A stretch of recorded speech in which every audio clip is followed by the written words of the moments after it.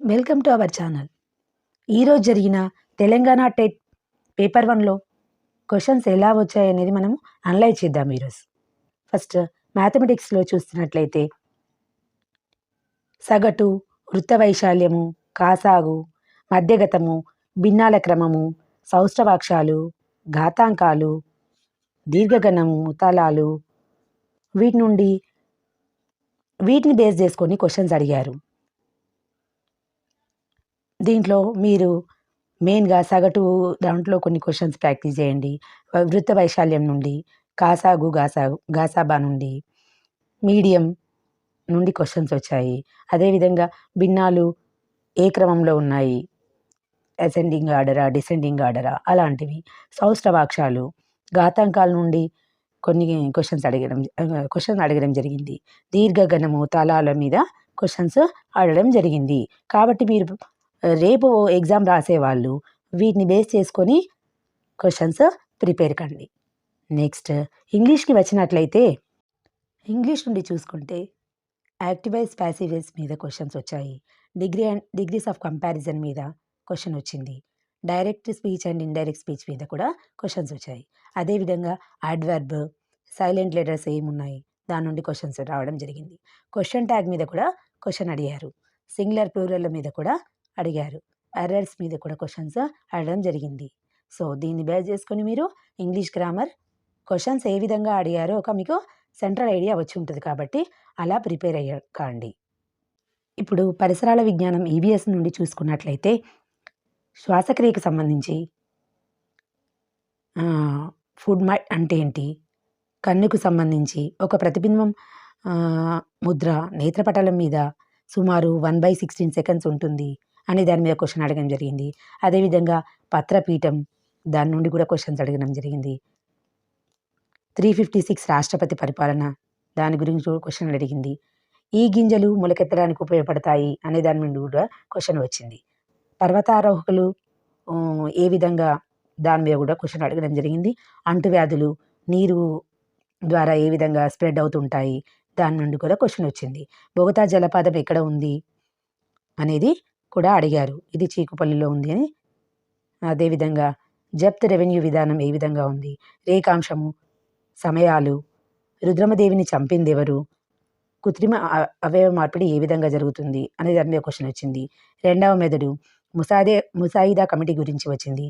శ్రీకృష్ణదేవరాయ కాలంలో వచ్చిన యాత్రికుని పేరేంటి అని కొన్ని క్వశ్చన్స్ అడగడం జరిగింది. తెలుగు పేపర్ను చూసుకున్నట్లయితే దాంట్లో ఆంధ్రావళి అనే రచయిత ఎవరు అని, రాయప్రోలు సుబ్బారావు అని, ముఖ ప్లస్ అరవిందుడు అని సందులు బేస్ చేసుకుని క్వశ్చన్ వచ్చింది. అదేవిధంగా ప్రకృతి వికృతుల మాదిరిగా పైలం అంటే జాగ్రత్తగా అని, అదేవిధంగా పల్లెటూరి పిల్లగాడ అనే రచయిత ఎవరు అని, సుద్దాల హనుమంతు అని క్వశ్చన్ రావడం జరిగింది. అదేవిధంగా నానార్థాల మీద చూసుకున్నట్లయితే కులం అంటే వంశం, ఊరు, ఇల్లు ఎక్సెట్రా ఇలాంటి నానార్థాలను బేస్ చేసుకుని క్వశ్చన్ వచ్చింది. అదేవిధంగా కుంటాల జలపాతం అందమైనది, ఇది ఏ రకమైన వాక్యము, క్రియారహిత వాక్యం అవుతుంది కాబట్టి అలాంటి క్వశ్చన్ కూడా రావడం జరిగింది. నీతి శాస్త్ర ముక్తావళి అనేది రచయిత ఎవరు అని వచ్చారు. అది బద్దెన అని రాయాలి. అదేవిధంగా నల్లనివాడు పద్మాకరుడు అనేది పోతన, తిక్కన, ఎర్రన, పెద్దన ఇలాంటి క్వశ్చన్ వచ్చింది. అదేవిధంగా మాట అనేది తెలుగు పదం. కేతనం అంటే అర్థం ఏంటి, జెండా. జాతీయం కన్నుకుట్టు అనే జాతీయం ఏ విధంగా రాయాలి, అది ఏ జాతీయం అవుతుంది, అలాంటి క్వశ్చన్స్ వచ్చాయి. పల్లా దుర్గయ్య తెలుగు. అదేవిధంగా విభక్తులను బేస్ చేసుకున్నట్లయితే సప్తమి విభక్తి అందున్నన్ సప్తమి విభక్తికి సంబంధించిన క్వశ్చన్ వచ్చింది. అదేవిధంగా రాష్ట్ర పుష్పము తెలంగాణ తంగేడు అవుతుంది, దాని మీద కూడా క్వశ్చన్ వచ్చింది. అదేవిధంగా సవర్ణములు అంటే ఏంటి, ఒకే రకమైన అచ్చులకు పేర్లు సవర్ణాలని చెప్పుకోవచ్చును, అది కూడా క్వశ్చన్ లాగా వచ్చింది.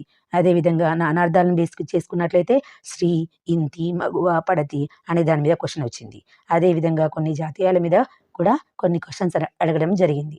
సో ఇక్కడ తెలుగులో చూసుకున్నట్లయితే గ్రామర్లో వేటి నుండి క్వశ్చన్స్ వస్తున్నాయో మీకు కొంచెం నానార్థాల నుండి ఏ విధంగా అడుగుతున్నారు, అదేవిధంగా విభక్తులను బేస్ చేసుకుని ఎలా అడుగుతున్నారు, రచయితలు ఇలాంటివి, అర్థాలు, నానార్థాలు, జాతీయాలు ఇవి ఏ విధంగా వస్తున్నాయో మీకు సెంట్రల్ ఐడియా వచ్చి ఉంటుంది. కాబట్టి దాన్ని బేస్ చేసుకొని తెలుగు బాగా ప్రిపేర్ కండి. ఇది మీకు చాలా యూస్ఫుల్గా ఉంటుంది.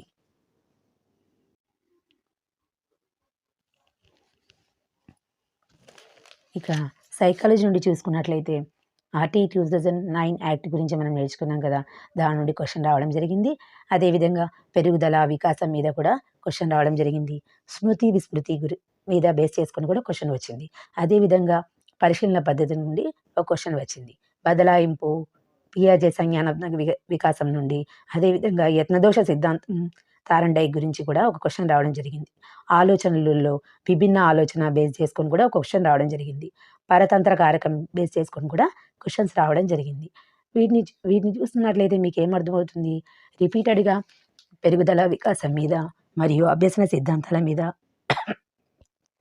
పద్ధతుల మీద, మిగతా వాటి మీద ఒక బేస్ చేసుకొని క్వెషన్స్ రావడం జరిగింది. కాబట్టి వీటిని చూసి మీరు అండర్‌స్టాండ్ చేసుకొని, అనలైజ్ చేసుకొని సైకాలజీ ప్రిపేర్ అవ్వండి. ఓకే. ఇవి మీకు చాలా యూజ్‌ఫుల్‌గా ఉంటాయి. కాబట్టి నచ్చితే లైక్ చేయండి. మీ ఫ్రెండ్స్‌కి షేర్ చేయండి. Thank you.